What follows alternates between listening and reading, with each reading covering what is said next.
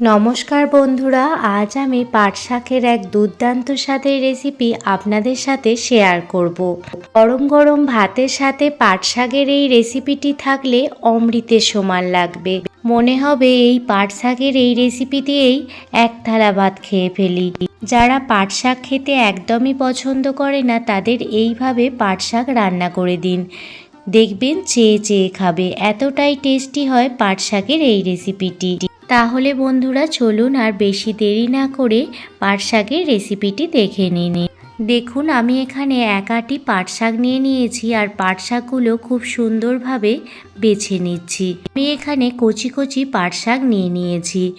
পাট শাকগুলো এই রকম ডাঁটি থেকে দেখুন অল্প অল্প করে কেটে নিচ্ছি। এইভাবে কেটে নিলেই পাট শাকগুলো খুব সুন্দরভাবে বাছা হয়ে যাবে।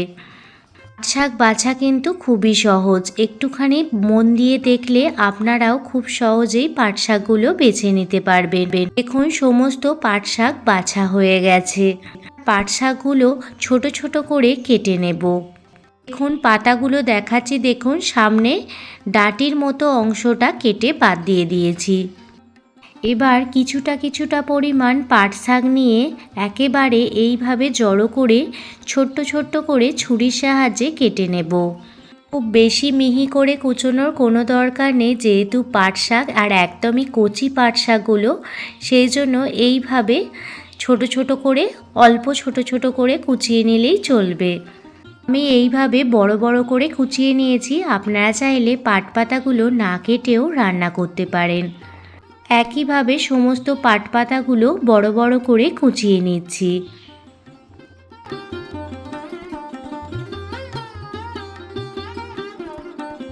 পাট পাতাগুলো কুচিয়ে নেওয়ার পর একটি পাত্রে উঠিয়ে নিলাম। সমস্ত পাট পাতা বড় বড় করে কুচিয়ে নিয়েছি এবং পাট পাতাগুলো জলেতে ভালো করে ভিজিয়ে দিয়েছি। অন্যদিকে একটি কড়াই নিয়ে নিয়েছি। কড়াইতে দিয়ে দিলাম 1 চামচ কালো জিরে। কালো জিরেটা শুকনো খোলায় ভালোভাবে ড্রাই রোস্ট করে নেব। কালো জিরে ড্রাই রোস্ট করে ভালো করে গুঁড়িয়ে নিলে এই মশলাটি যদি পাট শাকের মধ্যে দেয়া হয় তাহলে পাট শাকের রেসিপিটি খেতে খুবই ভালো হয়।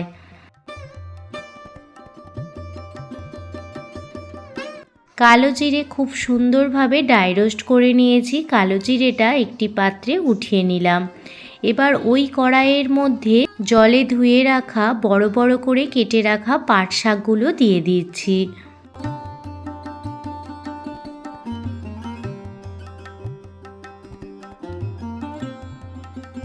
পাট শাকগুলো সমস্ত কড়াইয়ের মধ্যে দিয়ে দেওয়ার পর এর মধ্যে দিয়ে দিলাম স্বাদ মতো লবণ। লবণ দিয়ে দেওয়ার পর ঢাকনা চাপা দিয়ে 5 মিনিট মতো ঢেকে রেখে দেব। 1 মিনিট পর খুলেছিলাম, দেখুন পাট শাক থেকে কতটা পরিমাণ জল বের হয়েছে। পাট শাকের মধ্যে আমি সিদ্ধ করার সময় 1/2 কাপ মতো জল দিয়েছিলাম আর পাট শাক থেকেও দেখুন কতটা পরিমাণ জল বের হয়েছে। আবারও ঢাকনা চাপা দিয়ে আরও 4 মিনিট মতো হতে দিয়েছিলাম। এখন দেখুন 4 মিনিট পর ফিরে এসেছি আর পাট শাকগুলো খুব সুন্দরভাবে সিদ্ধ হয়ে গেছে আর জলটাও একদম কমে গেছে। এবার অন্যদিকে আরেকটি কড়া নিয়ে নিয়েছি। কড়াইতে দিয়ে দিলাম পরিমাণ মতো সর্ষের তেল। তেল ভালোভাবে গরম হয়ে গেলে এর মধ্যে প্রথমে দিয়ে দিচ্ছি 2টো শুকনো লঙ্কা। 2টো শুকনো লঙ্কা খুব ভালোভাবে তেলের মধ্যে ভেজে নিতে হবে। আমি এখানে 2টো শুকনো লঙ্কা দিয়েছি, আপনারা চাইলে এর বেশি পরিমাণেও শুকনো লঙ্কা দিতে পারেন। ঝালটা অবশ্যই আপনারা আপনাদের স্বাদ মতো দেবেন। শুকনো লঙ্কাগুলো ভালোভাবে ভাজা হয়ে গেলে তেল থেকে তুলে রাখছি। এবার ওই তেলের মধ্যে দিয়ে দিচ্ছি 1 চামচ পরিমাণে রসুন কুচি। রসুনটা প্রথমে ভালোভাবে লাল লাল করে ভেজে নিতে হবে। রসুন লাল লাল করে ভেজে নেওয়ার পর এর মধ্যে একটি মিডিয়াম সাইজের পেঁয়াজ ছোট ছোট করে কুচিয়ে নিয়েছি আর সেই পেঁয়াজটাও দিয়ে দিলাম। পেঁয়াজ আর রসুন ভালোভাবে ভাজা হয়ে গেলে এর মধ্যে সামান্য পরিমাণ হলুদ গুঁড়ো দিয়ে দিলাম। হলুদ গুঁড়ো দিয়ে দেওয়ার পর সিদ্ধ করে রাখা পাট শাকটা দিয়ে দিচ্ছি। পাট শাকটা দিয়ে দেওয়ার পর রসুন আর পেঁয়াজের সাথে পাট শাকটা খুব ভালোভাবে মিশিয়ে নেব আর পাট শাকটা ভাজা ভাজা করে নেব। পাট শাকের এই রেসিপিটি বানানো খুবই সহজ, ঘরোয়া কিছু মশলা দিয়েই পাট শাকের এই রেসিপিটি তৈরি হয়ে যায়, কিন্তু খেতে অসাধারণ লাগে। বছরে সমস্ত শাক পাওয়া গেলেও পাট শাক কিন্তু এই 2 থেকে 3 মাসই পাওয়া যায়। তো অবশ্যই বাজার থেকে এই পাট শাক কিনে নিয়ে এসে এইভাবে রান্না করে দেখুন, সবাই দেখবেন চেয়ে চেয়ে খাবে। অন্যদিকে যে কালো জিরেটা ড্রাই রোস্ট করে নিয়েছিলাম সেটা হামালদিস্তাতে খুব ভালোভাবে গুঁড়ো করে নিচ্ছি।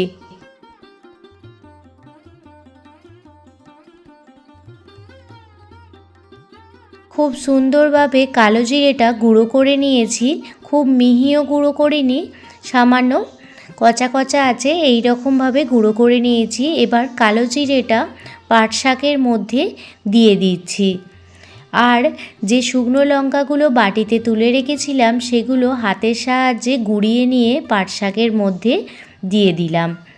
এইভাবে একবার পাট শাক বানিয়ে দেখুন, বাড়ির ছোট থেকে বড় সবাই দেখবেন চেয়ে চেয়ে খাবে।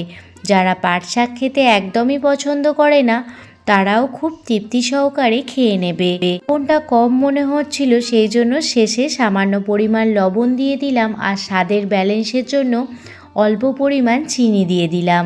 লবণ আর চিনি শাকের সাথে ভালোভাবে মিশিয়ে নিচ্ছি।